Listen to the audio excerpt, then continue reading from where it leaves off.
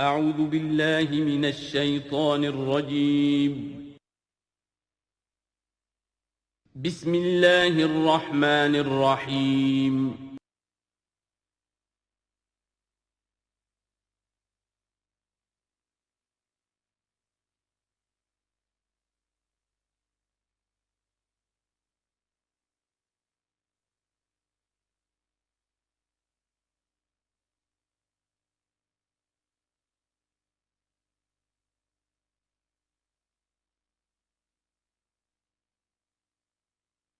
ما ننسخ من آیۃ او ننسها نأت بخیر منها او مثلها الم تعلم ان اللہ علی کل شیء قدیر الم تعلم ان اللہ له ملک السماوات والارض وما لکم من دون اللہ من ولی ولا نصیر صدق اللہ العظیم۔ ان آیات مبارکہ کا ترجمہ اگرچہ ہم کر چکے ہیں، لیکن اس کا جو اصل مفہوم ہے اور اس کا پس منظر ہے اس کو سمجھنا ضروری ہے۔ آپ کو معلوم ہے کہ اللہ کا دین آدم سے لے کر این دم تک ایک ہی ہے۔ نوح کا دین، موسیٰ کا دین، عیسیٰ کا دین، محمد کا دین صلی اللہ علیہ وسلم علیہ الصلوۃ والسلام، دین ایک ہی ہے۔ شریعتوں میں فرق رہا ہے، اور یہ فرق جو رہا ہے اس کا اصل سبب یہ ہے کہ نوع انسانی مختلف اعتبارات سے ارتقاء کی مراحل طے کر رہی تھی۔ ذہنی پختگی، شعور کی پختگی، پھر سوشل ایولیوشن، تمدنی ارتقاء، یہ مسلسل جاری تھا۔ لہذا اس ارتقاء کے جس مرحلے میں رسول آئے اسی کی مناسبت سے ان کو تعلیمات دے دی گئیں۔ ان میں وہ حصے بھی تھے کہ جو ایٹرنل ہیں، جو ہمیشہ رہیں گے، اور ایسے بھی تھے کہ جو اس زمانے کی مناسبت سے تھے۔ اب جب اگلا رسول آئے گا تو ظاہر بات ہے کہ ان میں سے کچھ چیزوں میں تغیر و تبدل ہو جائے گا، کچھ چیزیں نئی آ جائیں گی، کچھ پرانی ساقط ہو جائیں گی۔ یہ پرانی چیزوں کا ساقط ہونا یہ کہلاتا ہے ناسخ ہونا، ناسخ و منسوخ کا مسئلہ، کہ وہ حکم منسوخ ہو گیا اور اس کی جگہ پر کوئی اور حکم آ گیا ہے۔ یا تو اللہ تعالیٰ تعین کے ساتھ منسوخ فرماتے ہیں، یا یہ کہ اس شے کو سرے سے لوگوں کے ذہنوں سے زائل کر دیتے ہیں۔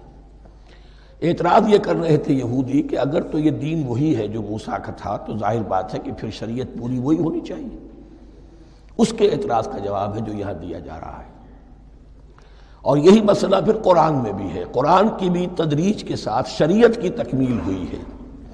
جیسا کہ میں نے پہلے عرض کیا تھا، شریعت کا بلو پرنٹ آپ کو سورہ بقرہ میں مل جائے گا آگے چل کر، لیکن شریعت کی تکمیل ہوئی ہے سورہ مائدہ میں۔ یہ جو تقریباً 5-6 سال کا وقفہ ہے، اس میں کچھ احکام شروع میں دیے گئے، پھر ان میں رد و بدل کر کے، اور پھر آخر میں الیوم اکملت لکم دینکم واتممت علیکم نعمتی ورضیت لکم الاسلام دینا۔ یہ ناسخ و منسوخ کا مسئلہ صرف سابقہ شریعتوں اور شریعت محمدی میں نہیں ہے صلی اللہ علیہ وسلم، بلکہ خود شریعت محمدی میں بھی زمانی اعتبار سے ارتقاء ہوا ہے۔ کہ پہلے شراب کے بارے میں حکم دیا گیا کہ اس کی مضرت زیادہ ہے، گناہ کا پہلو زیادہ ہے، کچھ فائدے بھی ہیں، بس۔ اس کے بعد آیا اگر شراب کے نشے میں ہو تو نماز مت پڑھو، نماز کے قریب مت جاؤ۔ پورے معاہدہ میں آخری حکم آ گیا، حل انتم منتہون، اب باز آتے ہو کہ نہیں آتے، حرام کر دیا گیا۔ تو یہ تدریجاً ہوا ہے۔ تو ناسخ و منسوخ قرآن میں بھی ہے، اور ناسخ و منسوخ قرآن اور تورات کے مابین بھی ہے۔ تو ہم نہیں منسوخ کرتے کوئی آیت یا بھلوا دیتے ہیں اس کو، نأت بخیر منہا، ہم اس سے بھی بہتر لے آتے ہیں، او مثلہا، یا اس جیسی ہی۔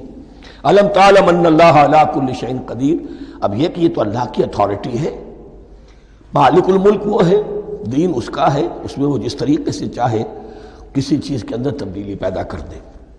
الم تعلم ان اللہ لہ ملک السماوات والارض ما لکم من دون اللہ من ولی ولا نصیر ام تریدون ان تسألوا رسولکم کما سئل موسیٰ من قبل، کیا تم یہ چاہتے ہو کہ سوال کرو یا مطالبہ کرو اپنے رسول سے بھی اسی طرح کے جس طرح کی باتیں کی گئی تھی موسیٰ سے پہلے؟ مثلا ہم دیکھ چکے ہیں کہ ان سے کہا گیا کہ ہم نہیں مانیں گے جب تک کہ اللہ کو دیکھ نہ لے عیاناً، یا اسی طرح کے اور مطالبے جو حضرت موسیٰ علیہ السلام سے کیے جاتے تھے۔ یہاں مسلمانوں کو سکھایا جا رہا ہے کہ اس روش سے باز آؤ ایسی بات تمہارے اندر پیدا نہیں ہونی چاہیے۔ وَمَن يَتَبَدَّلِ الْكُفْرَ بِالْإِيمَانِ فَقَدْ ضَلَّ سَوَاءَ السَّبِيلِ۔ ظاہر بات ہے ایسی حرکتیں بھی اب مسلمانوں میں سے بھی جو منافقین ان میں شامل تھے وہی کر رہے ہوں گے، اس لیے فرمایا کہ جو کوئی ایمان کو ہاتھ سے دے کر کفر کو لے لے گا، یعنی منافق چونکہ دو طرفہ ہوتا ہے، اب اس کا بھی امکان ہوتا ہے کوئی یکسو ہو جائے کفر کی طرف، اور اس کا بھی امکان ہوتا ہے کہ بالآخر یکسو ہو جائے ایمان کی طرف۔ مذبذبین بین ذالک کی کیفیت میں جو مبتلا ہے، اس کے دو یہ امکانات ہیں۔ تو جو کفر کی طرف جا کر مستقل طور پر راغب ہو گیا اس کا ذکر ہے، وَمَن يَتَبَدَّلِ الْكُفْرَ بِالْإِيمَانِ فَقَدْ ضَلَّ سَوَاءَ السَّبِيلِ، تو وہ تو سیدھی راہ سے بھٹک گیا۔ وَدَّ كَثِيرٌ مِّنْ أَهْلِ الْكِتَابِ لَوْ يَرُدُّونَكُم مِّن بَعْدِ إِيمَانِكُمْ كُفَّارًا، اہل کتاب میں سے بہت سے لوگ ہیں جو چاہتے ہیں کہ کسی طرح لوٹا کر لے جائیں تمہیں تمہارے ایمان کے بعد پھر کفار بنا دیں۔ یہ ایسے ہی ہے کہ جیسے کسی بلی کی دم کٹ جائے تو وہ یہ چاہے گی کہ ساری بلیوں کی دمیں کٹ جائیں کہ وہ کوئی علیحدہ سے نمایاں نہ رہے۔ تو وہ چاہتے تھے کہ یہ چیزیں جو ہیں ان کو واپس لے آیا جائے، اہل ایمان کو بھی کفر میں لے آیا جائے، حسدا من عند انفسہم، اور یہ ان کا طرز عمل ان کے حسد کی وجہ سے کہ کیوں یہ نعمت جو ہے ان کو دے دی گئی۔ من بعد ما تبین لہم الحق، اس کے بعد کہ ان پر حق بالکل واضح ہو چکا ہے، وہ جان چکے ہیں، پہچان چکے ہیں، کسی مغالطے میں نہیں ہے، غلط فہمی میں نہیں ہے۔ فاعفوا واصفحوا، یہ بہت اہم ہے مقام۔ تو اے مسلمانوں تم معاف کرتے رہو اور صرف نظر سے کام لو۔ اس کا اصل مطلب کیا ہے؟ ابھی تو چونکہ مدنی دور کا آغاز ہو رہا ہے، ابھی کشمکش کے اور کشاکش کے اور مقابلے کے اور تصادم کے بڑے سخت مراحل آ رہے ہیں۔ چونکہ تمہارا سب سے پہلا جو محاذ ہے وہ تو کفار مکہ کے خلاف ہے، سب سے بڑھ کر وہی آئیں گے، تم پر حملے کریں گے، جنگیں ہوں گی۔ تو فوری طور پر یہ جو آستین کے سانپ ہیں ان کو ابھی چھیڑو مت، جب تک یہ پڑے رہیں ڈورمنٹ، انہیں پڑا رہنے دو۔ ایک وقت آئے گا، یہاں یوں سمجھیے کہ یہ حکم دیا رہا ہے فی الحال انہیں چھیڑو مت، ان کے طرز عمل کے بارے میں زیادہ توجہ نہ دو، فاعفو، معاف کرتے رہو، درگزر کرتے رہو۔ اور وصفحو کہتے ہیں، صفح کہتے ہیں ایک طرف کا، یہ صفح ہے، یہ ورق ہے، صرف نظر کر لینا، دیکھا اندیکھا کر لینا، نظر انداز کر دینا، حتی یاتی اللہ بامرہ، یہاں تک کہ اللہ اپنا فیصلہ لے آئے۔ ایک وقت آئے گا کہ پھر مسلمانوں کو غلبہ آخری حاصل ہو جائے گا، اور جب جو یہ باہر کے دشمن ہیں ان سے تم نبٹ لو گے، پھر یہ کہ ان اندرونی دشمنوں کے خلاف بھی تمہیں اب آزادی دی جائے گی کہ ان کو بھی ان کے کیفر کردار تک پہنچا دو۔ ان اللہ علی کل شیء قدیر، یقیناً اللہ ہر چیز پر قادر ہے۔ واقیموا الصلاۃ وآتوا الزکاۃ، نماز قائم رکھو، زکوٰۃ دیتے رہو۔ وما تقدموا لانفسکم من خیر تجدوہ عند اللہ، اور جو کچھ بھی تم خیر میں سے، بھلائی میں سے اپنے لیے آگے بھیجو گے، کوئی مال خرچ کر رہے ہو تو خرچ کہاں ہو گیا؟ وہ تو اللہ کے ہاں ڈپازٹ ہو گیا، جمع ہو گیا۔ وما تقدموا لانفسکم من خیر تجدوہ عند اللہ، اسے اللہ کے پاس پاؤ گے۔ ان اللہ بما تعملون بصیر، یقیناً جو کچھ تم کر رہے ہو اللہ اسے دیکھ رہا ہے۔ وقالوا لن يدخل الجنۃ الا من كان هودا او نصارى۔ اب دیکھیے جب یہ نئی امت اب تشکیل پا رہی ہے تو یہودی اور نصرانی جو ایک دوسرے کے دشمن تھے مسلمانوں کے مقابلے میں جمع ہو گئے، انہوں نے کہنا یہ شروع کیا، وقالوا لن يدخل الجنۃ، ہرگز نہیں داخل ہوگا جنت میں، الا من کان ہودا او نصارا، سوائے اس کے جو یا تو یہودی ہو یا نصرانی ہو۔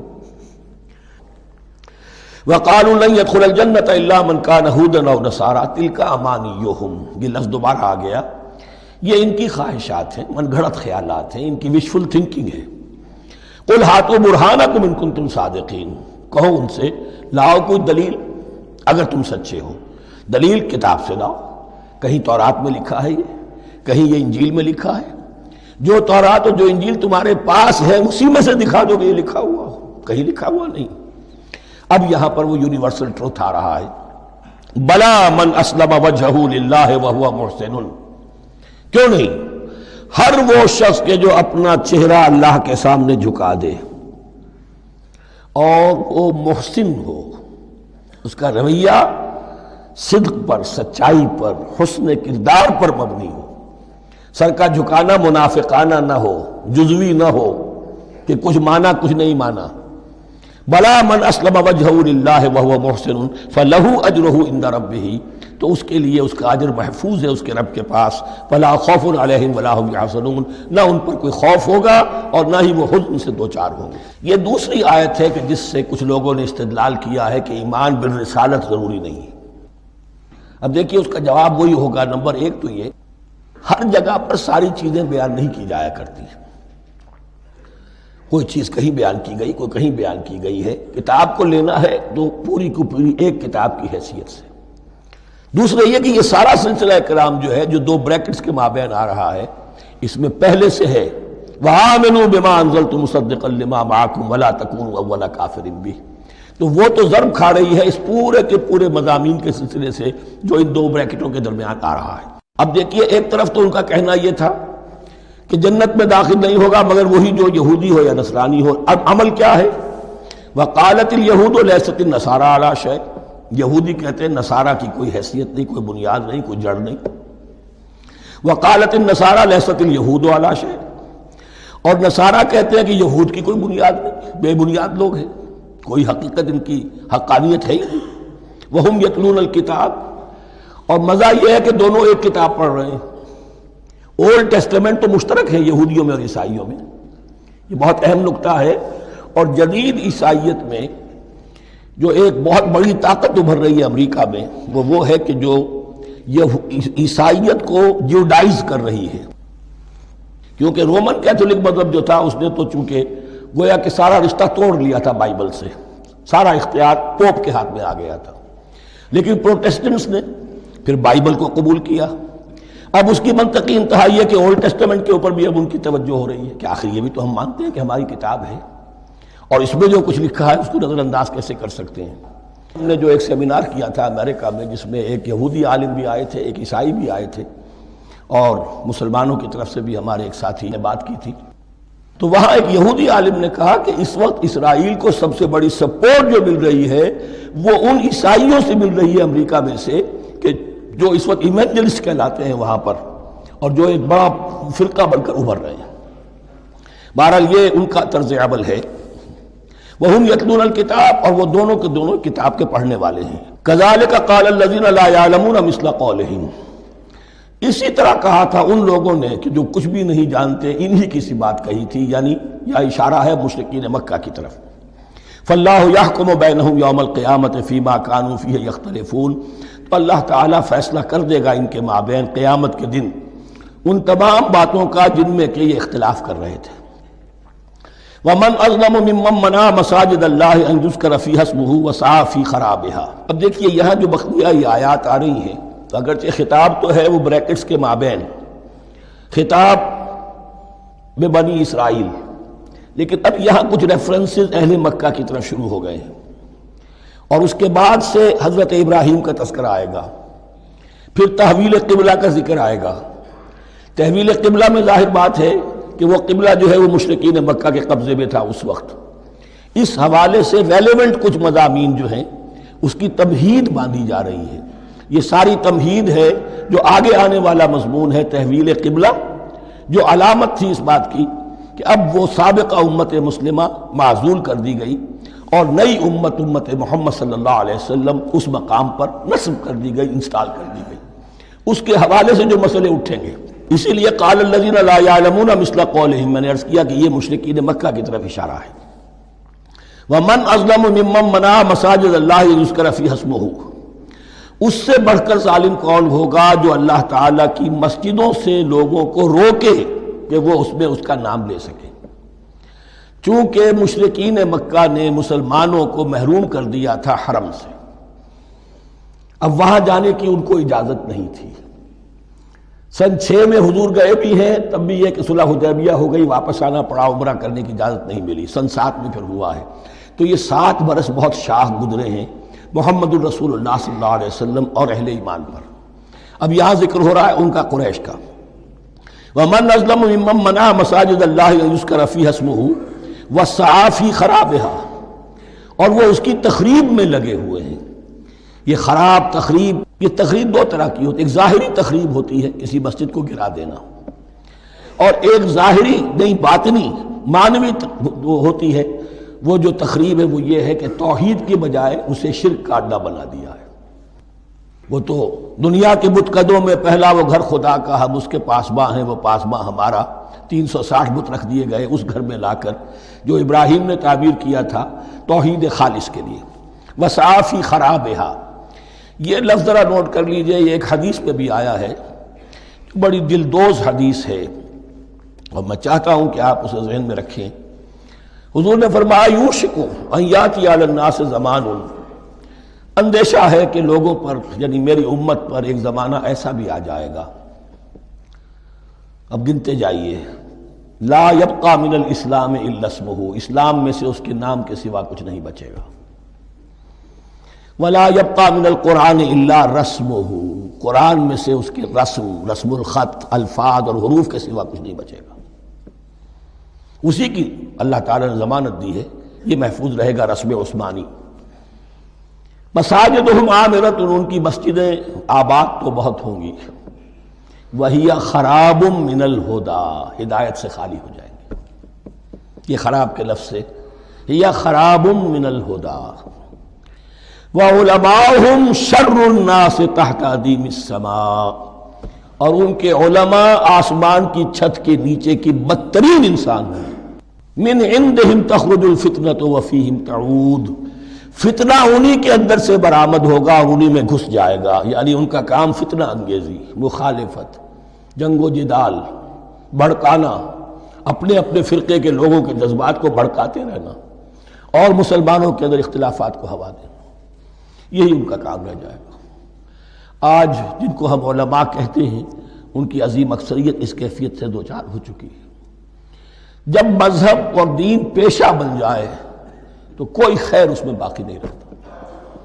یہ دین اور مذہب پیشہ نہیں تھا، اسلام میں کوئی پیشوائیت نہیں، اسلام میں کوئی پاپائیت نہیں، اسلام میں کوئی برہمنزم نہیں، اسلام تو ایک کھلا، ہر شخص کتاب اللہ پڑھے، ہر شخص عربی سیکھے، ہر شخص کو امامت کے قابل ہونا چاہیے، ہر شخص اپنی بچی کا نکاح خود پڑھائے، ہر شخص اپنے والد کا جنازہ خود پڑھے۔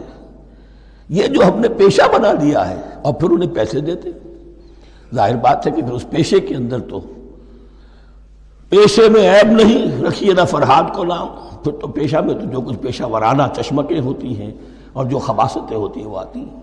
لیکن ساتھ ہی یہ بات واضح رہے کہ علماء حق سے دنیا خالی نہیں ہوگی، علماء حق بھی ہیں، لیکن کسی کے ماتھے پر لکھا ہوا نہیں ہوتا کہ یہ علماء حقانی میں سے اور یہ علماء سوء میں سے ہے۔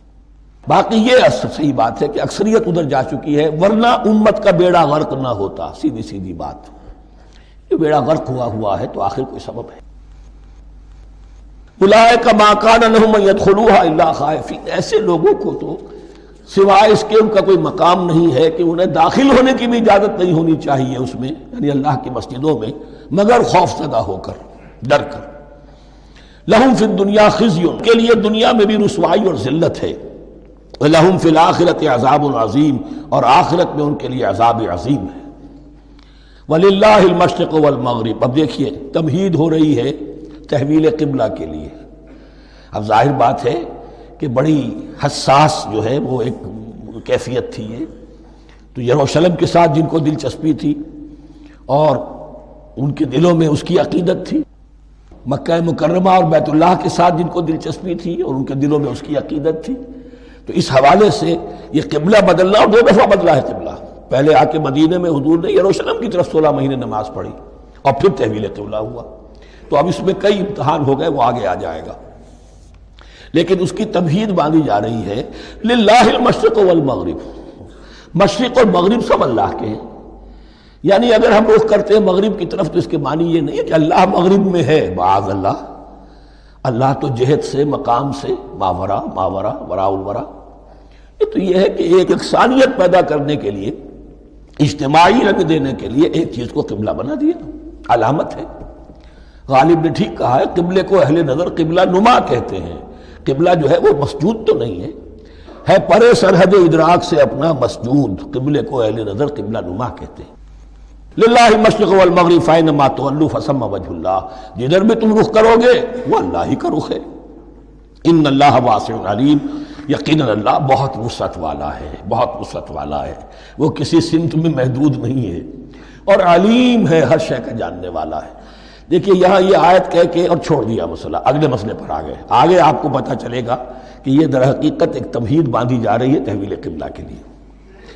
وقالوا اتخذ اللہ ولدا سبحانہ، اور ان میں وہ بھی ہیں، اب ظاہر بات ہے یہاں پھر اشارہ ہو رہا ہے وہ اہل مکہ کی طرف، جنہوں نے یہ کہا ہے کہ اللہ نے اولاد اپنے لیے اختیار کی، یعنی وہ کہتے تھے کہ یہ جو فرشتے ہیں یہ اللہ کی بیٹیاں ہیں، نصارہ کہتے تھے کہ حضرت مسیح اللہ کے بیٹے ہیں، اور یہودیوں کا بھی ایک گروہ ایسا تھا جو حضرت عزیر کو اللہ کا بیٹا کہتا تھا۔ بل لہ ما فی السماوات والارض، نہیں، آسمانوں اور زمین میں جو کچھ ہے اسی کی ملکیت ہے، سب مخلوق ہیں، مملوک ہیں، خالق اور مالک صرف وہ ہے۔ کل لہ قانتون، اور سب کے سب اس کے فرما بردار ہیں، بڑے سے بڑا رسول، بڑے سے بڑا ولی، بڑے سے بڑا فرشتہ، بڑے سے بڑے اجرام سماویہ، سب کل لہ قانتون۔ بدیع السماوات والارض، وہ آسمان اور زمین کو پیدا کرنے والا ہے بغیر کسی شے کے۔ یہ ابداع اور خلق، ان میں فرق ہے۔ ابداع، بلکہ شاہ ولی اللہ دہلوی نے حجت اللہ البالغہ کا جو پہلا چیپٹر ہے اس کو یہی 3 عنوان دیے ہیں۔ اللہ تعالیٰ کے افعال بنیادی طور پر 3 ہیں، ابداع، خلق، تدبیر۔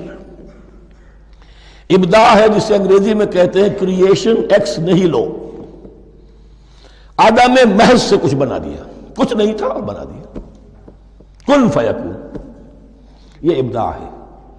خلق ہے اب ایک چیز سے دوسری چیز بنانا،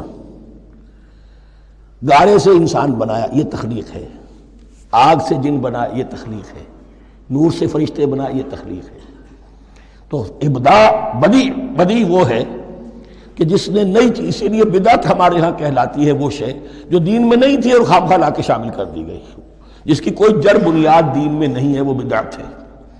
اس سے یہ لفظ بدیع السماوات والارض، وَإِذَا قَضَىٰ أَمْرًا فَإِنَّمَا يَقُولُ لَهُ كُن فَيَكُونُ، اس کی شان تو یہ ہے کہ جب وہ کسی معاملے کا فیصلہ کر لیتا ہے تو بس کہتا ہے کہ ہو جا، اور وہ ہو جاتی ہے۔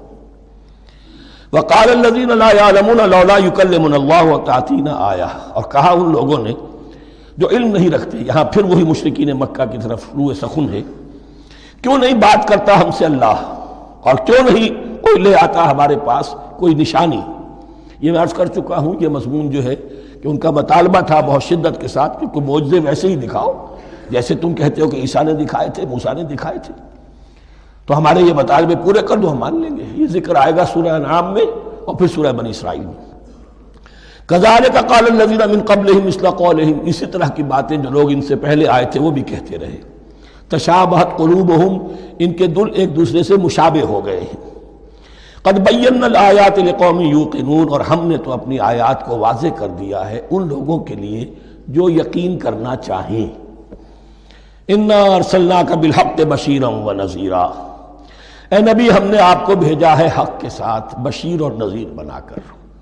بنیادی حیثیت آپ کی یہ ہے کہ آپ اہل حق کو بشارت دیں، فراح و ریحان و جنت نعیم، فسلام لک من اصحاب الیمین، یہ بشارت دیجیے۔ اور جو غلط راستے پر جائیں، کفر کریں، منافقت میں مبتلا ہوں، ملحد ہوں اور بدعملی کریں، ان کو آپ خبردار کر دیجئے کہ جہنم ان کے لیے تیار کر دی گئی ہے۔ آپ کا کام دعوت ہے، ابلاغ ہے، تبلیغ ہے، نصیحت ہے۔ وَلَا تُسْأَلُ عَنْ أَصْحَابِ الْجَحِيمِ، آپ سے سوال نہیں کیا جائے گا جہنمیوں کے بارے میں کہ محمد یہ کیوں جہنم میں پہنچ گئے، ہم نے تمہیں بھیجا تھا، تمہارے ہوتے ہوئے یہ جہنمی کیوں ہو گئے؟ نہیں، یہ آپ کی ذمہ داری نہیں ہے۔ کون جنت میں جانا چاہتا ہے، کون جہنم میں جانا چاہتا ہے، یہ آدمی کا اپنا فیصلہ ہے۔ آپ کا کام ہے کہ حق کو واضح کر دیں، ہاں وضاحت میں کمی نہ رہ جائے، حق واضح ہو جائے، کوئی اشتباہ نہ ہو، بالکل مبرہن ہو جائے، واضح ہو جائے، بس یہ ذمہ داری آپ کی ہے، اس سے زیادہ نہیں۔ یہ مسئولیت جو ہوتی ہے، انسان اگر اپنی اصل مسئولیت سے زیادہ ذمہ داری اپنے سر پر ڈال لے تو اس سے بھی بہت بڑی بڑی گمراہیاں پیدا ہوتی ہیں۔ اور اس کا جو تذکرہ ہو رہا ہے بڑی گمراہی تو معاذ اللہ وہ تو ہمارے حوالے سے ہوتی ہے۔ ہمارے ہاں کی بہت سی جماعتیں جو ہیں اسی طرح کی غلطیوں کی وجہ سے وہ غلط راستوں پر پڑ گئی، پوری تحریکیں برباد ہو گئی۔ لیکن یہاں بھی حضور کا معاملہ کیا ہو رہا تھا کہ حضور چاہتے تھے کہ کسی طرح یہ علماء یہود ایمان لے آئے۔ بہرحال حضور کے دل میں رغبت، آخر مکے میں آپ تھے تو دعائیں مانگتے تھے، اے اللہ عمرو بن ہشام اور عمر بن خطاب میں سے کسی ایک کو تو میری جھولی میں ڈال دیں۔ تو اسی طرح کی دعا آپ نے کی ہوگی۔ فرمایا وَلَن تَرْضَىٰ عَنْكَ الْيَهُودُ وَلَا النَّصَارَىٰ حَتَّىٰ تَتَّبِعَ مِلَّتَهُمْ۔ اے نبی کسی مغالطے میں نہ رہیے، ہرگز راضی نہیں ہوں گے آپ سے نہ یہ یہودی اور نہ نصرانی، جب تک کہ آپ پیروی نہ کریں ان کی ملت کی۔ لہذا امید منقطع کر لیجیے، اس لیے کہ زیادہ امید ہو تو مایوسی ہو جاتی ہے۔ اقبال نے بہت خوب کہا ہے بندہ مومن کے بارے میں، جس کی امیدیں قلیل، جس کے مقاصد جلیل۔ مقصد اونچا لیکن امید قلیل رکھیے، اللہ چاہے گا تو ہو جائے گا، نہیں چاہے گا تو میرا کام تو اپنی حد تک اپنا فرض ادا کر دینا ہے۔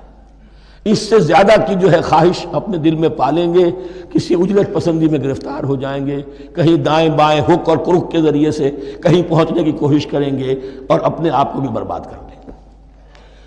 لن ترضى عنك اليهود ولا النصارى حتى تتبع ملتهم قل ان هدى الله هو الهدى، کہہ دیجئے دیکھو ہدایت تو ہے اللہ کی ہدایت۔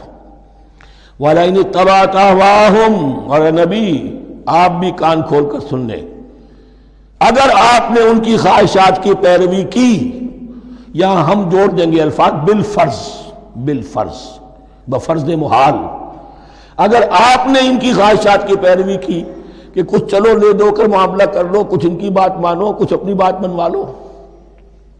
یہ مکے میں بھی قریش کی طرف سے بھی آیا تھا کہ کچھ اپنی بات منوا لیجئے، کچھ ہماری بات کمپرومائز کیجئے۔ اب ظاہر بات ہے کہ یہاں اب یہود کے ساتھ یہی معاملہ ہے۔ وَلَئِنِ اتَّبَعْتَ أَهْوَاءَهُمْ بَعْدَ الَّذِي جَاءَكَ مِنَ الْعِلْمِ مَا لَكَ مِنَ اللَّهِ مِنْ وَلِيٍّ وَلَا نَصِيرٍ، اور اگر بفرض محال آپ نے پیروی کی ان کی خواہشات کی، اس کے بعد کہ آپ کے پاس علم آ چکا، تو نہیں ہوگا کوئی بھی اللہ کے مقابلے میں آپ کے لیے کوئی مددگار یا حمایتی۔ معاذ اللہ معاذ اللہ، حق کی تلوار بڑی ننگی ہے، اور یہاں اللہ کا عدل یہ فرد سے فرد تک بدلتا نہیں ہے، نہ امت سے امت کی طرف بدلے گا، قوم اور کسی اور قوم سے ایک معاملہ، کسی دوسری قوم سے کوئی اور معاملہ نہیں۔ اللہ کے اصول ہیں، اللہ کے قوانین ہیں، اس کی فطرت ہے، فطرت اللہ التی فطر الناس علیہا، پھر یہ کہ اس کی سنت ہے، لن تجد لسنت اللہ تحویلا ولن تجد لسنت اللہ تبدیلا۔ الذین آتیناہم الکتاب یتلونہ حق تلاوتہ، وہ لوگ کہ جنہیں ہم کتاب دیتے ہیں وہ اس کی تلاوت کرتے ہیں جیسا کہ اس کی تلاوت کا حق ہے۔ اس پر میں نے اپنے کتابچے میں بحث کی ہے، تلاوت کا اصل حق کیا ہے۔ مسلمانوں پر قرآن مجید کے حقوق نامی کتابچہ، اب یہاں پہ تفصیل سے بیان کرنے کا وقت نہیں ہے، لیکن ایک بات جان لیجئے کہ تلاوت کا لفظ جو قرآن کے لیے قرآن نے اختیار کیا، یہ بڑا ذو معنیین ہے۔ تلا یتلو ہم اسے بھی کہتے ہیں پڑھنا، اور تلا یتلو کسی کے پیچھے پیچھے چلنے کو کہتے ہیں۔ والشمس وضحاها والقمر اذا تلاها، سورج کے بعد پیچھے آتا ہے چاند۔ تو یتلو کے معنی کیا ہے؟ when you are reading the book you are following the text۔ بعض لوگوں کو دیکھا ہوگا انگلی ان کی چلتی ہے ساتھ ساتھ، وہ بیچارے جو زیادہ ماہر نہیں ہیں تو تاکہ نگاہ ادھر سے ادھر نہ ہو جائے، ایک سطر سے دوسری سطر پر نہ پہنچ جائے، انگلی بھی ساتھ ساتھ پھیرتے ہیں، تو فالوئنگ دی ٹیکسٹ۔ لیکن اس تلاوت کا اصل حق کیا ہوگا؟ جب آپ اس کتاب کو فالو کریں، اسے اپنا امام بنائیں، اس کے پیچھے چلیں، اس کا اتباع کریں، اس کی پیروی کریں، جس کی کہ دعا ہم کرتے ہیں وَاجْعَلْهُ لَنَا إِمَامًا وَنُورًا وَهُدًى وَرَحْمَةً، تو اللہ تو بنائے گا ہمارا امام اس کو اسی وقت جب کہ ہم فیصلہ کر لیں کہ ہم اس کتاب کے پیچھے چلیں گے۔ الذین آتیناہم الکتاب یتلونہ حق تلاوتہ اولئک یؤمنون بہ، جو اللہ کی کتاب کی تلاوت کا حق ادا کریں اور اس کی پیروی بھی کریں، وہی ہیں جو اس پر ایمان رکھتے ہیں۔ جو نہ تلاوت کا حق رکھتے ہوں ادا کریں، نہ پیروی کریں، وہ دعویٰ کریں کہ ہمارا ایمان ہے تورات پر اور کتاب پر، تو یہ دعویٰ جو ہے جھوٹا دعویٰ ہے۔ میں وہ حدیث آپ کو سنا چکا ہوں، ما آمن بالقرآن من استحل محارمہ، جس شخص نے قرآن کی کسی حرام کردہ شے کو اپنے لیے حلال کر لیا اس کا قرآن پر کوئی ایمان نہیں۔ وَمَن يَكْفُرْ بِهِ فَأُولَٰئِكَ هُمُ الْخَاسِرُونَ، اور جو اس کا کفر کرے گا تو وہی لوگ ہیں خسارے میں رہنے والے۔ اب وہ بریکٹ بند ہو رہی ہے، وہ آیت کے جو چھٹے رکوع کے شروع میں آئی تھی دوبارہ آ گئی جوں کی توں۔ یا بنی اسرائیل اذکروا نعمتی التی انعمت علیکم وانی فضلتکم علی العالمین۔ یہ ترتیب ذہن میں رکھیے۔ اور دوسری آیت بھی جو کہ صرف یہ ہے کہ ترتیب تھوڑی سی بدلی ہے۔ بریکٹ یوں بناتے ہیں تو اس کی چونچ ادھر ہوتی ہے تو اس کی چونچ ادھر ہوتی ہے، تو اسی طریقے سے ذہن میں رکھیے کہ دوسری آیت کی ترتیب تھوڑی سی بدل دی درمیانی، اور وہ بھی درمیان میں چونچ والا معاملہ جو ہوتا ہے۔ وَاتَّقُوا يَوْمًا لَا تَجْزِي نَفْسٌ عَن نَفْسٍ شَيْئًا، یہ تو جو کہ تو وہی ہے، ڈرو اس دن سے جس دن کوئی جان کسی دوسری جان کے کام نہ آ سکے گی۔ وَلَا يُقْبَلُ مِنْهَا عَدْلٌ، وہاں کیا تھا وَلَا يُقْبَلُ مِنْهَا شَفَاعَةٌ، یہاں کیا آیا وَلَا يُقْبَلُ مِنْهَا عَدْلٌ، نہ اس سے کوئی فدیہ قبول کیا جائے گا۔ وَلَا تَنفَعُهَا شَفَاعَةٌ، یہ شفاعت بعد میں لے آئے، عدل پہلے لے آئے، وہاں شفاعت پہلے ہے عدل بعد میں، بس یہ تبدیلی ہے۔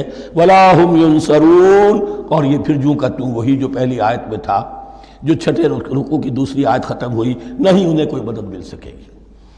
یہ جو حصہ تھا جو تقریباً 10 رکوعوں پر مشتمل تھا، سورہ بقرہ کے 18 رکوع کہ جن میں روح سخن ہے سابقہ امت مسلمہ کی طرف۔ 4 رکوع بڑے عموم کے حامل تھے، لیکن بین السطور وہاں بھی اشارے موجود تھے، روح سخن جو تھا وہ بنی اسرائیل کی طرف۔ 10 رکوعوں میں صراحت کے ساتھ ساری گفتگو انہی سے ہے، الا یہ کہ ایک جگہ مسلمانوں سے خطاب کر لیا، کچھ آخر میں اہل مکہ کا تذکرہ بھی ہو گیا۔ اب اس کے بعد ذکر شروع ہو رہا ہے حضرت ابراہیم علیہ السلام کا۔ وہ بات سمجھ لیجئے کہ کیا وجہ ہے اس کی۔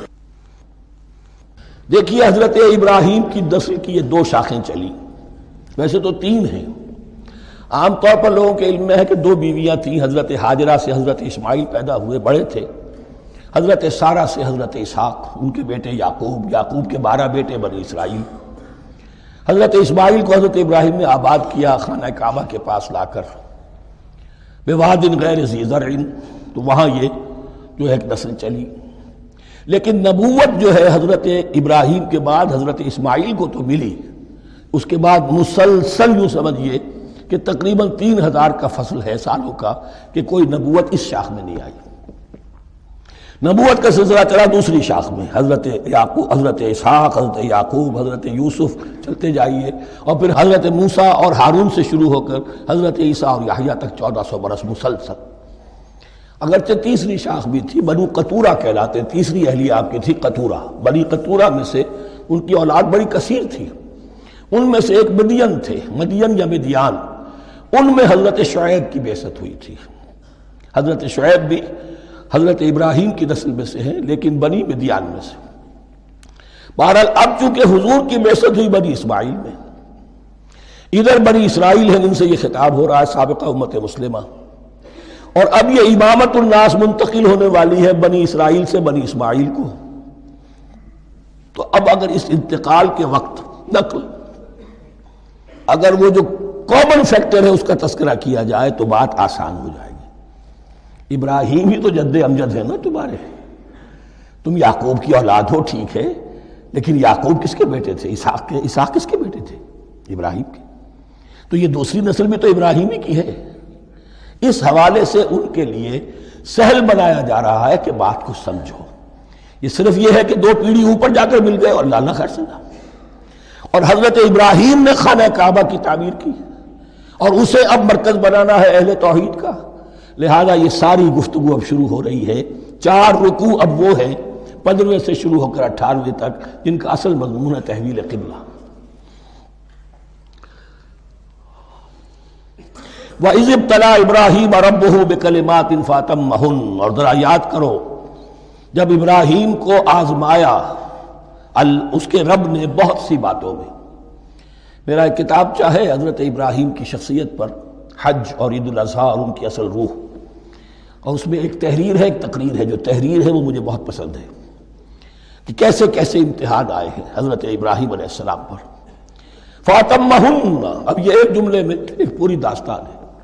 اس نے ان سب کو پورا کیا، سب میں پاس ہو گیا، ہر امتحان سے کامیابی کے ساتھ with flying colors ہر امتحان سے نکلے. قال انی جاعلک للناس اماما، تب ہم نے کہا اے ابراہیم اب میں تمہیں نوع انسانی کا امام بنانے والا ہوں.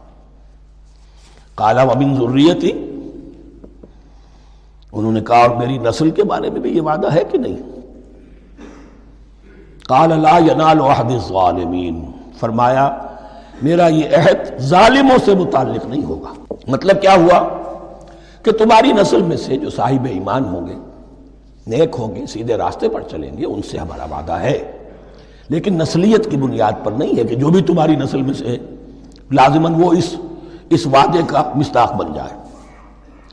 وَإِذْ جَعَلْنَا الْبَيْتَ مَثَابَةً لِلنَّاسِ وَأَمْنًا، اور یاد کرو جب کہ ہم نے گھر کو، اپنے گھر کو، بیت اللہ کو قرار دے دیا لوگوں کے لیے زیارت کی جگہ، لوٹ کے آنے، لوٹ کر آؤ، حج کرو. مثابۃ للناس وامنا، اور اسے امن کا گھر قرار دے دیا. واتخذوا من مقام ابراہیم مصلی، اور ہم نے حکم دیا کہ مقام ابراہیم کو اپنی جائے نماز بنا لو، نماز پڑھنے کی جگہ بنا لو. آج کل تو بعض علماء نے یہ کہا ہے کہ مقام ابراہیم سے مراد کوئی خاص پتھر نہیں ہے، بلکہ اصل میں وہ تو پوری جگہ جو تھی وہ مقام ابراہیم، حضرت ابراہیم وہاں آباد ہوئے تھے. لیکن صحیح بات وہی ہے جو ہمارے سلف سے چلی آ رہی ہے، روایات پختہ ہیں اس کے بارے میں کہ یہ جس طریقے سے حجر اسود جنت سے آیا ہے، ایسے ہی یہ بھی ایک پتھر تھا کہ جو جنت سے لایا گیا حضرت ابراہیم کے لیے جب وہ تعمیر کر رہے تھے. کوئی اور ذرائع تو ابھی تھے ہی نہیں، اس کے اوپر وہ کھڑے ہوتے تھے اور یہ پتھر ہی اونچا ہوتا جاتا تھا خود. اب جیسے جیسے تعمیر اوپر جا رہی ہے تو اس کے لیے یہ پتھر اونچا ہوتا تھا. وہ پتھر ہے جو مقام ابراہیم اب بھی محفوظ ہے، اور وہاں پر پھر طواف کر کے کعبے کا مکمل، پھر اس کے آس پاس جو ہے 2 رکعت جو ہے وہ ادا کی جاتی ہے نماز. وَعَهِدْنَا إِلَىٰ إِبْرَاهِيمَ وَإِسْمَاعِيلَ أَن طَهِّرَا بَيْتِيَ لِلطَّائِفِينَ وَالْعَاكِفِينَ وَالرُّكَّعِ السُّجُودِ، اور ہم نے عہد لے لیا تھا ابراہیم اور اسماعیل سے کہ تم دونوں ہمارے اس گھر کو، بیتیہ میرے اس گھر کو پاک رکھو. اب یہ تطہیر بھی دونوں طرح کی ہوگی، ظاہری صفائی بھی ہو، گند نہ ہو، تاکہ زائر آئیں تو ان کے دلوں میں جو کدورت پیدا نہ ہو، کوفت نہ ہو، کھلی فضا ہو، صاف رکھو. اور تطہیر باطنی، وہاں توحید کا چرچا ہو، کوئی اور کفر اور شرک جو ہے وہ نہ آنے پائے. ان طہرا بیتی للطائفین والعاکفین، طواف کرنے والوں کے لیے، اعتکاف کرنے والوں کے لیے، والرکع السجود، اور رکوع اور سجود کرنے والوں کے لیے. وَإِذْ قَالَ إِبْرَاهِيمُ رَبِّ اجْعَلْ هَٰذَا بَلَدًا آمِنًا وَارْزُقْ أَهْلَهُ مِنَ الثَّمَرَاتِ مَنْ آمَنَ مِنْهُمْ بِاللَّهِ وَالْيَوْمِ الْآخِرِ. اور یاد کرو جب کہ ابراہیم نے کہا تھا اے میرے پروردگار اس گھر کو امن کی جگہ بنا دے، اور اس کے رہنے والوں، اس کے ہاں آباد ہونے والوں کو یعنی بنی اسماعیل کے لیے ان کو رزق عطا فرما، میووں کا اور پھلوں کا. من آمن منہم باللہ والیوم الآخر. اب یہاں حضرت ابراہیم خود رک گئے کہ میں اپنی ساری اولاد کے لیے یہ دعا نہ کروں، اس لیے کہ وہاں روک دیا گیا تھا لا ینال عہد الظالمین. تو جو بھی ان میں سے ایمان اور عمل صالح والے ہوں اور یوم آخر پر ایمان رکھتے ہوں، اجعل هذا البلد آمنا وارزق اهله من الثمرات من آمن منهم باللہ والیوم الآخر. اب یہاں دیکھیے اللہ تعالیٰ نے گویا کہ ہم کہیں گے ازرہ شفقت مسکراتے ہوئے گویا کہ فرمایا کہ ابراہیم قال ومن کفر، تمہاری اولاد میں سے جو کفر کرے گا فأمتعه قلیلا، اس کو بھی میں دنیا کا ساز و سامان تو دوں گا، امامت میں شامل نہیں کر سکتا، لیکن یہ کہ دنیاوی طور پر مال و متاع جو ہے وہ ان کو بھی میں دوں گا. ومن کفر فأمتعه قلیلا ثم اضطره الى عذاب النار، ہاں پھر اسے کشاں کشاں لے آؤں گا جہنم کے عذاب کی طرف. وبئس المصیر، اور وہ بہت ہی بری جگہ ہے لوٹنے کی. وَإِذْ يَرْفَعُ إِبْرَاهِيمُ الْقَوَاعِدَ مِنَ الْبَيْتِ وَإِسْمَاعِيلُ، اور یاد کرو جب کہ ابراہیم اٹھا رہے تھے ہمارے گھر کی بنیادوں کو، اور اسماعیل، باپ بیٹا دونوں لگے ہوئے تھے. یہاں لفظ جو قواعد آیا ہے اس کو نوٹ کیجئے، قواعد قاعدے کی جمع ہے اور یہ بنیادوں کو کہا جاتا ہے، اور اس میں اشارہ ہے حضرت ابراہیم اصل معمار اور بانی نہیں ہے کعبے کے، کعبہ بنایا ہے حضرت آدم نے. ان اول بیت وضع للناس للذی بمکہ تھا، پہلا گھر. اب کیسے ممکن تھا حضرت آدم علیہ السلام کے زمانے سے لے کر اور حضرت ابراہیم تک کم و بیش جو ہے 4000 برس ہے. عام اندازہ جو ہے تورات کا اگر آپ لگائیں تو کوئی مسجد نہیں بنی ہوگی کیا؟ یہ پہلا گھر ہے، پہلا وہ گھر خدا کا. تو اس کی بنیادیں رہ گئی تھیں، باقی وہ امتداد زمانہ سے، اور چونکہ یہ سیلاب کا راستہ تھا، سیلاب کی وجہ سے وہ سب جو ہے دیواریں بہہ گئی تھیں، صرف بنیادیں تھیں. ان بنیادوں کو پھر وَإِذْ بَوَّأْنَا لِإِبْرَاهِيمَ مَكَانَ الْبَيْتِ، یہ سورہ حج میں جا کر مضمون تفصیل سے آئے گا. اب میں آئے گا کہتا ہوں، آ چکا ہے حقیقت کے اعتبار سے، اس لیے کہ یہ ساری مکی صورتیں ہیں جو نازل ہو چکی ہیں سورہ بقرہ سے بہت پہلے. تو جب وہ ان بنیادوں کو اٹھا رہے تھے تو دعائیں مانگ رہے تھے. ربنا تقبل منا انک انت السمیع العلیم، اے رب ہماری اس کوشش کو، ہماری اس مشقت کو، محنت کو قبول فرما. باہر گھر بنا رہے ہیں، پتھر اٹھا اٹھا کر لا رہے ہیں. حضرت اسماعیل کی عمر اس وقت لگ بھگ 13 برس ہے، ہاتھ بٹا رہے ہیں. ربنا تقبل منا انک انت السمیع العلیم، اے رب ہماری اس کوشش کو شرف قبول عطا فرما، یقیناً تو سب کچھ سننے والا اور جاننے والا ہے. ربنا وجعلنا مسلمین لک، اور اے رب ہمیں اپنا فرما بردار بنائے رکھ. نوٹ کیجئے ابراہیم کہہ رہے ہیں. تو میں اور آپ اگر مطمئن ہو جائیں کہ میری موت لازماً حق پر ہوگی تو بہت بڑا دھوکہ ہے. ڈرتے رہنا چاہیے، اللہ کی پناہ طلب کرتے رہنا چاہیے. ربنا وجعلنا مسلمین لک، اے اللہ ہم دونوں کو اپنا فرما بردار بنائے رکھ. ومن ذریتنا امۃ مسلمۃ لک، اور ہم دونوں کی نسل میں سے اٹھائیو برپا کی جو ایک امت جو تیری فرما بردار امت ہو. وارنا مناسکنا، اور اے پروردگار تیرا گھر تو ہم نے یہ بنا دیا، اب اس کے جو رسومات ہیں وہ ہمیں سکھا، جو مناسک کے حج ہیں. ارنا مناسک، اب کیسے حج کریں، کیا آداب ہوں گے، طواف کیسے ہوگا، کیا کریں گے. وتب علینا، اور ہم پر اپنی شفقت کی نظر فرما. انک انت التواب الرحیم، یقیناً تو ہی ہے بہت ہی زیادہ توبہ کا قبول فرمانے والا اور شفقت کے ساتھ رجوع کرنے والا اور رحم فرمانے والا. ربنا وبعث فیہم رسولا منہم، اور اے ہمارے پروردگار ہماری اس نسل میں، اب چونکہ ہماری نسل مراد ہے بنی اسماعیل، بنی اسرائیل اسماعیل کی نسل میں سے تو نہیں ہے نا، یہاں دونوں کی نسل سے مراد ہے تو وہ بنی اسماعیل. ہماری اس نسل میں اٹھائی ہو ایک رسول انہی میں سے، باہر کا نہ ہو، کوئی مغایرت کا اجنبیت کا پردہ حائل نہ ہو. وہ کیا کرے، یتلو علیہم آیاتک، تیری آیات ان کو پڑھ کر سنائے. وَيُعَلِّمُهُمُ الْكِتَابَ وَالْحِکْمَةَ، اور صرف سنائے نہیں، تعلیم دے انہیں کتاب اور حکمت کی. صرف سنا دینا تو بہت آسان کام ہے، سکھانا، تعلیم دینا، دلوں میں بٹھانا.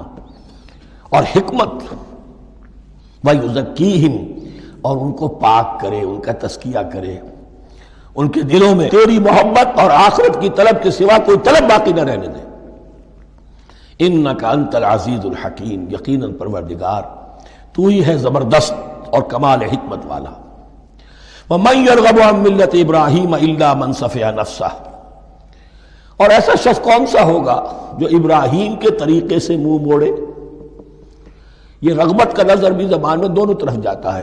رغبہ الہ، کسی شے کی طرف رغبت ہونا، محبت ہونا، میلان ہونا، اور رغبہ عن، کسی شے سے متنفر ہونا، کسی شے سے ابا کرنا، اس کو چھوڑ دینا. وَمَن يَرْغَبُ عَن مِّلَّةِ إِبْرَاهِيمَ إِلَّا مَن سَفِهَ نَفْسَهُ، سوائے اس کے جس نے اپنے آپ کو حماقت ہی میں مبتلا کرنے کا فیصلہ کر لیا ہو. اور کون ہوگا جو ابراہیم کے طریقے سے منہ موڑے. وَلَقَدِ اصْطَفَيْنَاهُ فِي الدُّنْيَا، اور ہم نے تو اسے دنیا میں بھی پسند کر لیا تھا، چن لیا تھا. وَإِنَّهُ فِي الْآخِرَةِ لَمِنَ الصَّالِحِينَ، اور یقیناً آخرت میں بھی وہ ہمارے صالح بندوں میں سے ہوں گے. اذ قال له ربه اسلم قال اسلمت لرب العالمین، جب کہا اس سے اس کے پروردگار نے کہ مانو میرا حکم، اس نے کہا پروردگار قبول ہے تیرا حکم، یہاں تک کہ ذبح کرو بیٹے کو، حاضر. یہ آخری امتحان تھا. آخر 100 برس کی عمر میں، 87 برس کی عمر میں دعائیں مانگ مانگ کر بیٹا لیا تھا اسماعیل۔ حضرت سارہ کے ہاں کوئی اولاد نہیں ہوئی تھی، اب وہ 13 برس کا تھا، بازو بن گیا تھا اور اس وقت ذبح کرنے کا حکم آیا۔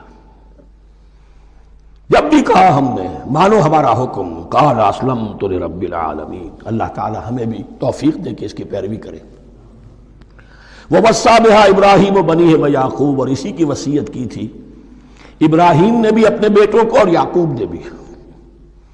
یا بنیہ، وہ کیا تھی نصیحت؟ اے میرے بیٹو، ان اللہ اصطفیٰ لکم الدین، دیکھو اللہ نے تمہارے لیے دین کو پسند فرما لیا ہے۔ کون سا دین؟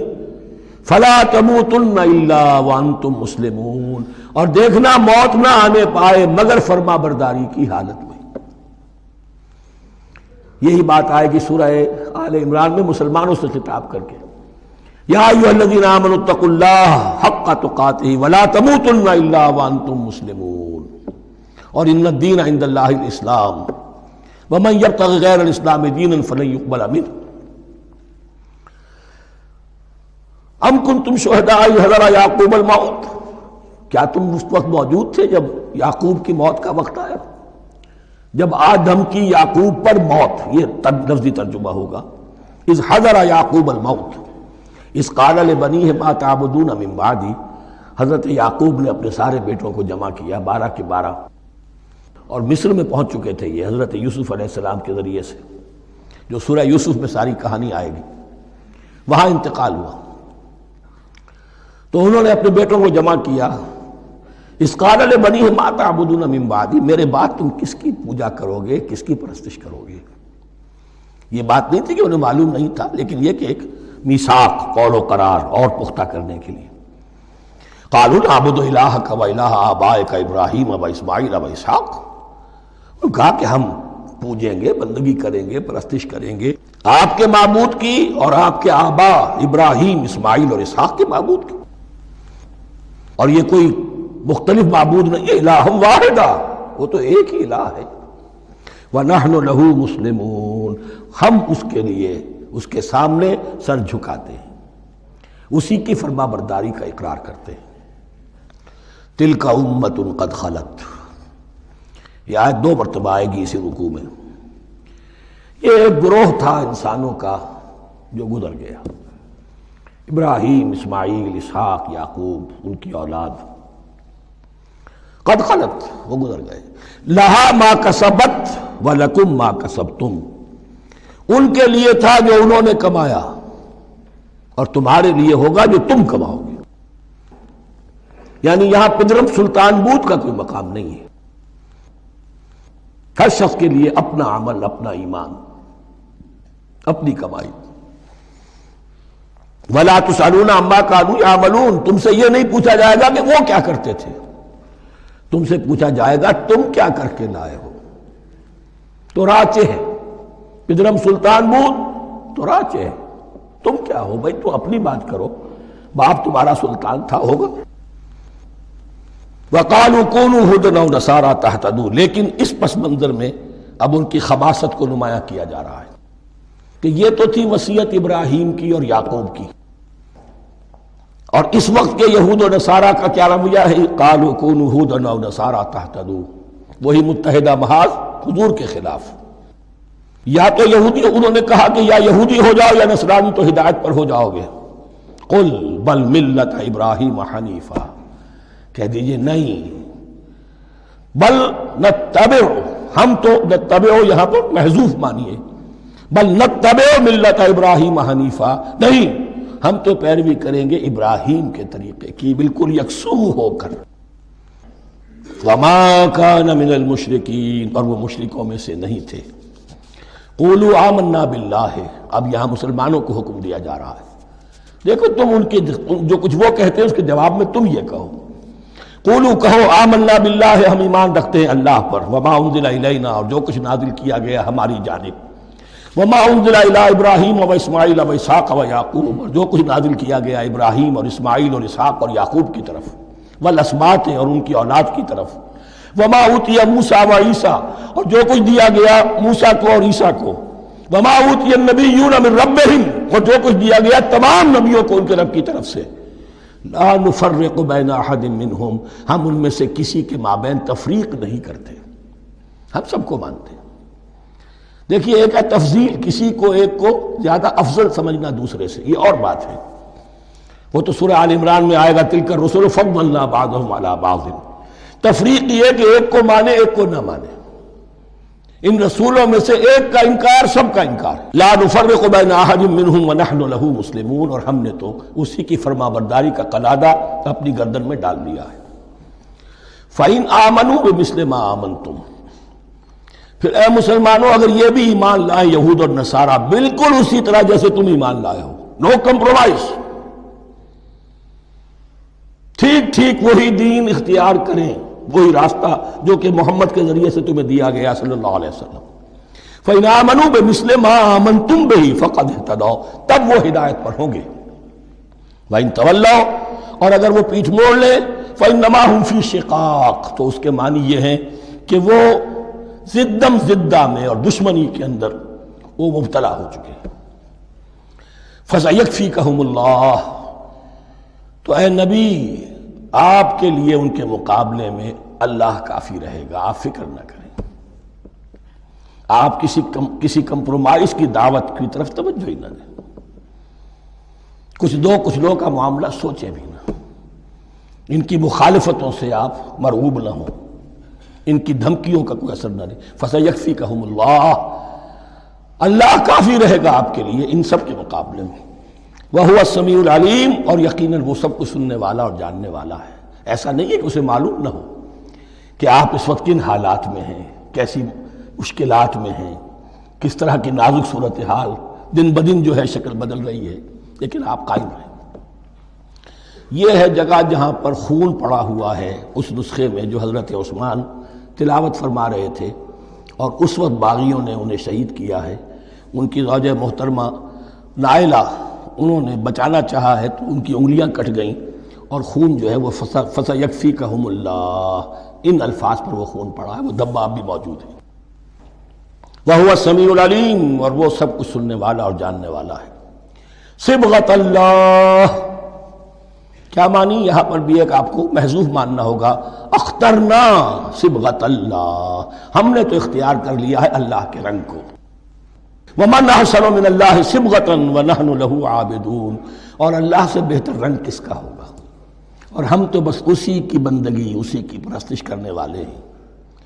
قُلْ أَتُحَاجُّونَنَا فِي اللَّهِ وَهُوَ رَبُّنَا وَرَبُّكُمْ، اے نبی ان سے کہیے کہ کیا تم ہم سے محاجہ کر رہے ہو، حجت بازی کر رہے ہو، جھگڑ رہے ہو، دلیل بازی کر رہے ہو اللہ کے بارے میں؟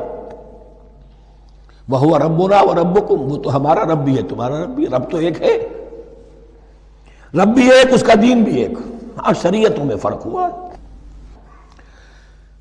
قُلْ أَتُحَاجُّونَنَا فِي اللَّهِ وَهُوَ رَبُّنَا وَرَبُّكُمْ وَلَنَا أَعْمَالُنَا وَلَكُمْ أَعْمَالُكُمْ، رب تو ہمارا بھی وہ تمہارا بھی وہ، البتہ ہمارے لیے ہوں گے ہمارے عمل، تمہارے لیے ہوں گے تمہارے عمل۔ وَنَحْنُ لَهُ مُخْلِصُونَ، اور ہم تو اس کے لیے اپنے آپ کو خالص کر لینے والے ہیں۔ یہ ذرا 3 الفاظ یہاں پہ نوٹ کر لیجئے، یہ میرے اور آپ کے لیے لمحہ فکریہ ہیں۔ نحن لہو مسلمون، 136ویں آیت اس پر ختم ہوئی، ہم اس کے سامنے سر تسلیم خم کرتے ہیں، ان میں سے تو ہم بھی شامل ہیں۔ نحن لہو عابدون، آیت نمبر 138، ہم اس کی بندگی کرنے والے ہیں، اسی کی بندگی کرنے والے ہیں۔ تو صرف اسلام نہیں، عبادت اور ٹوٹل عبادت، ٹوٹل بندگی، پوری زندگی میں اس کے ہر حکم کی پیروی اور اطاعت۔ اس سے آگے بات آئی وَنَحْنُ لَهُ مُخْلِصُونَ، یہ عبادت اخلاص کے ساتھ نہیں ہے تو منافقت ہے۔ اس عبادت سے کوئی دنیا کی منفعت پیش نظر نہ ہو، سوداگری نہیں، یہ عبادت خدا کی ہے۔ دنیا بنانا، دنیا کمانا، دین کو ذریعہ بنانا، اس سے بڑا، اس سے بڑی اور اس سے گری ہوئی کوئی حرکت نہیں۔ اخلاص. حضور نے فرمایا من صلی یرائی فقط اشرکا ومن صام یرائی فقط اشرکا ومن تصدق یرائی فقط اشرکا. جس نے نماز پڑھی دکھاوے کے لیے اس نے شرک کیا، جس نے روزہ رکھا دکھاوے کے لیے اس نے شرک کیا، اور جس نے صدقہ خیرات دیا دکھاوے کے لیے اس نے شرک کیا. وَنَحْنُ لَهُ مُخْلِصُونَ نَحْنُ لَهُ مُسْلِمُونَ نَحْنُ لَهُ عَابِدُونَ نَحْنُ لَهُ مُخْلِصُونَ. اللهم ربنا اجعلنا منهم اللهم ربنا اجعلنا منهم.